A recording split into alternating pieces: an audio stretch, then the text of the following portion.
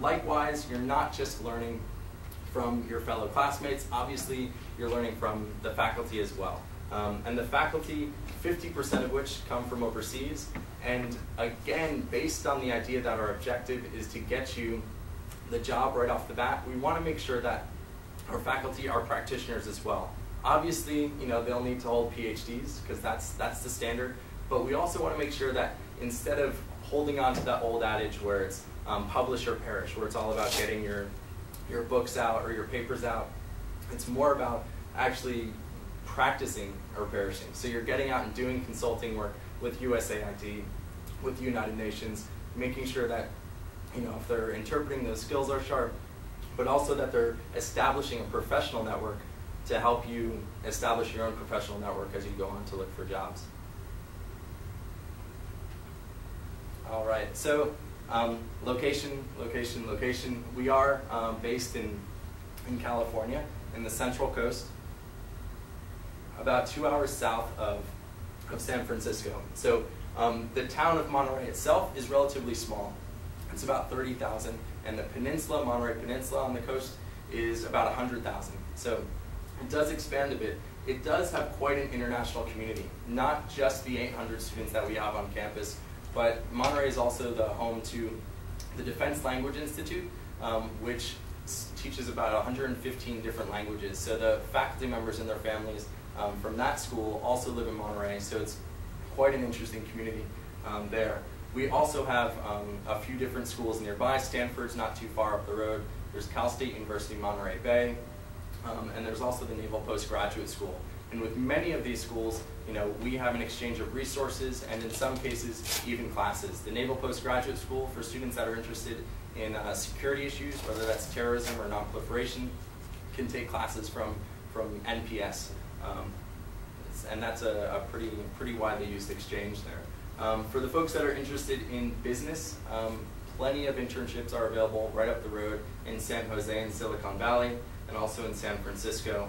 And of course, life isn't necessarily all about the classroom, but about your lifestyle and life outside of that. And there's plenty in terms of outdoor activities to do. This is a shot of just a little bit south of Monterey. This is in Big Sur and on California Route 1. So there are amazing places to kayak, scuba dive, and hike, obviously, so that helps. All right, so let me delve a little bit deeper into each of the different grad schools. First being international policy studies. So I know a few of you were interested in that, and this would be, after this section, a great time to ask any questions about it. But what we have are 4 master's degree options within that school. The first being international policy studies. Next is international environmental policy, international trade policy, and the last being an MPA program in international management. The international environmental policy program is actually one of the first and only of its kind that actually deals with environmental issues that cross borders. And if you think about environmental issues that we face today, whether it's energy, the energy crisis, climate, really that doesn't stop at national borders. So we're taking that broader scope in dealing with these issues and training students to go into carbon trading that's transnational. So you can help them implement policies that don't necessarily only deal with your domestic aspects, but also with partnerships across different territories.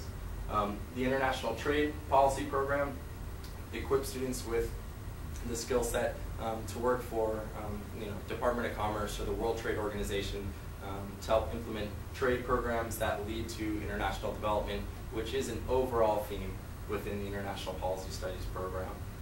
Lastly, the MPA in International Management really equips students with the skills to manage organizations, nonprofit management, and implement different policies and strategies, whether that's at the micro scale, working on the ground with a small organization in Latin America, or in the broader sense, working for the UN in New York.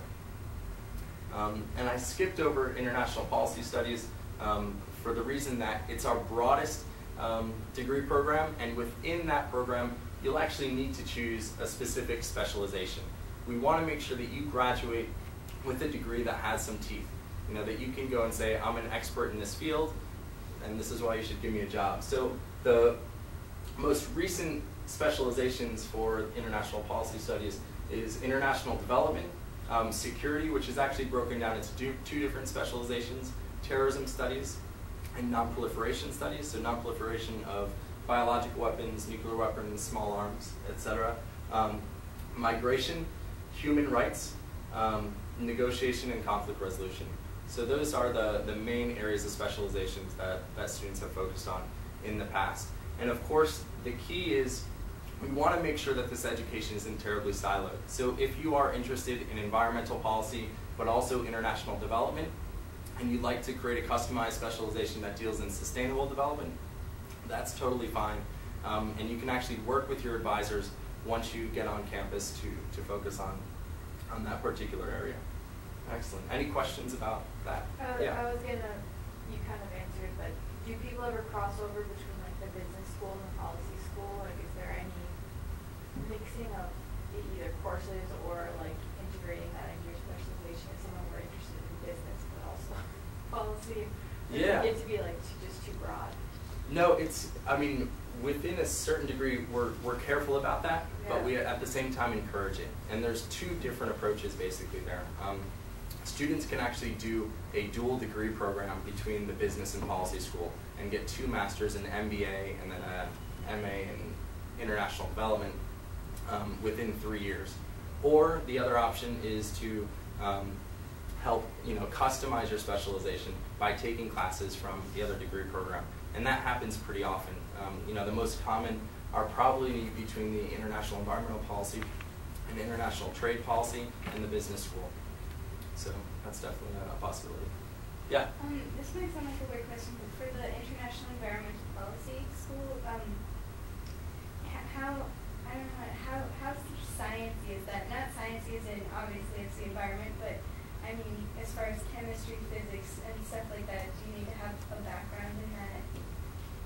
It certainly helps in terms of our admissions process, but it's not absolutely necessary.